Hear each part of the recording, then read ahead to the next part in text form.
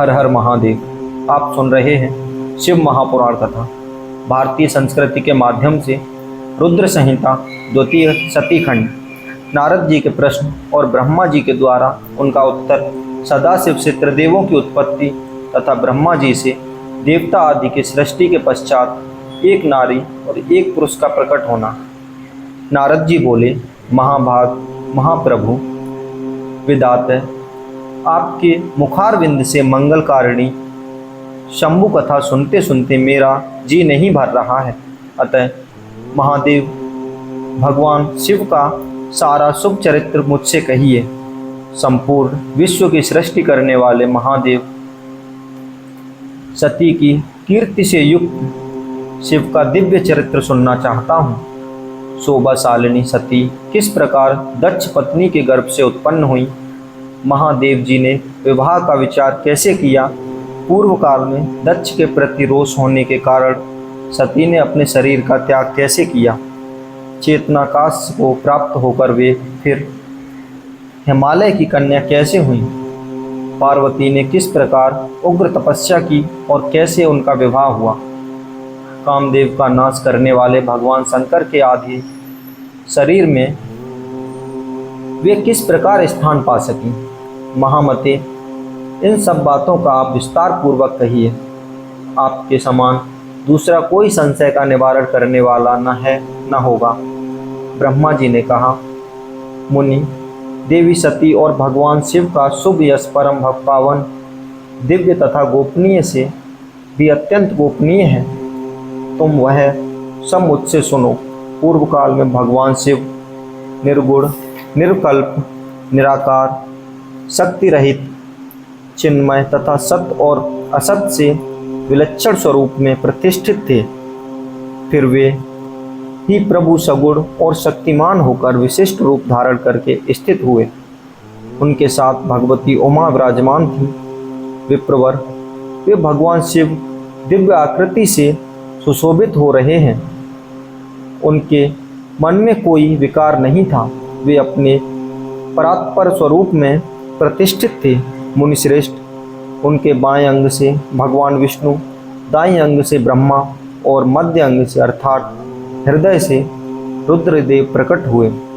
मैं ब्रह्मा सृष्टि करता हुआ, भगवान विष्णु जगत का पालन करने लगे और स्वयं रुद्र ने संहार कार्य संभाला। इस प्रकार भगवान सदाशिव स्वयं ही 3 रूप धारण करके स्थित हुए। उन्हीं की आराधना करके मुझ लोक पितामह ब्रह्मा ने देवता, असुर और मनुष्य आदि संपूर्ण जीवों की सृष्टि की। दक्ष आदि प्रजापतियों की और देव श्रोमणियों की सृष्टि करके मैं बहुत प्रसन्न हुआ तथा अपने को सबसे अधिक ऊंचा मानने लगा।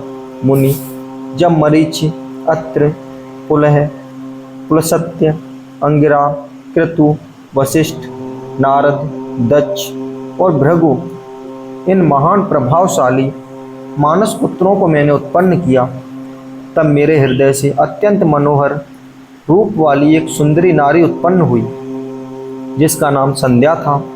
वह दिन में क्षीण हो जाती, परंतु सायंकाल में उसका रूप सौंदर्य खिला उठता। वह मूर्तिमती साय संध्या ही थी और निरंतर किसी मंत्र का जप करती रहती थी। सुंदर बाहों वाली वह नारी सौंदर्य की चरम सीमा को पहुंची हुई थी और मुनियों के भी मन को मोह लेती थी।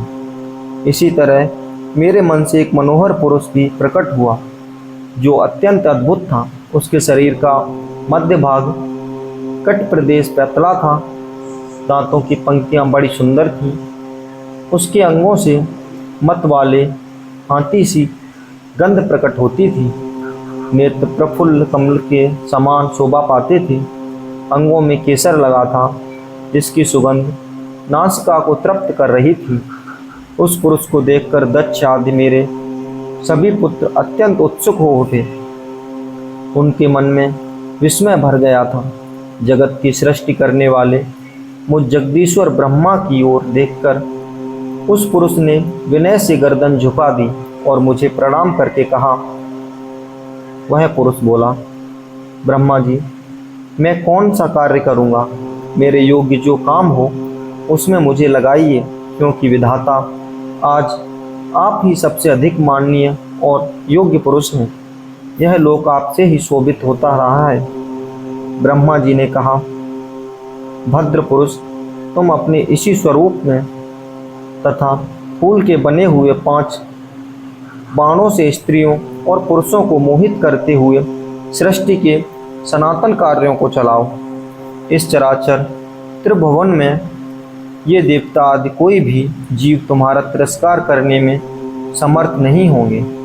तुम छिपे रूप से प्राणियों के हृदय में प्रवेश करके सदा स्वयं उनको सुख का हेतु बनकर सृष्टि का सनातन कार्य चालू रखो। समस्त प्राणियों का जो मन है वह तुम्हारे पुष्पमय बाण का सदा अनायास ही अद्भुत लक्ष्य बन जाएगा और तुम निरंतर उन्हें मदमंथ किए रहोगे।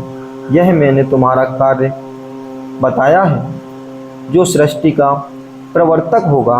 और तुम्हारे ठीक ठीक नाम क्या होंगे, इस बात को मेरे ये पुत्र बताएंगे। सुरश्रेष्ठ, ऐसा कहकर आपने पुत्रों के लिए अपने कमलमय आसन पर चुपचाप मुख की ओर दृष्टिपात करके मैं क्षण भर के लिए बैठ गया। इसी के साथ हमारा पहला अध्याय समाप्त होता है। इससे आगे की कथा हम सुनेंगे अगले अध्याय में। तब तक के लिए यदि आप हमारे पेज भारतीय संस्कृति पर नए आ रहे हो तो हमारे पेज भारतीय संस्कृति को सब्सक्राइब कीजिए और बढ़ावा दीजिए। मिलते हैं नेक्स्ट एपिसोड में। हर हर महादेव, हर हर महादेव।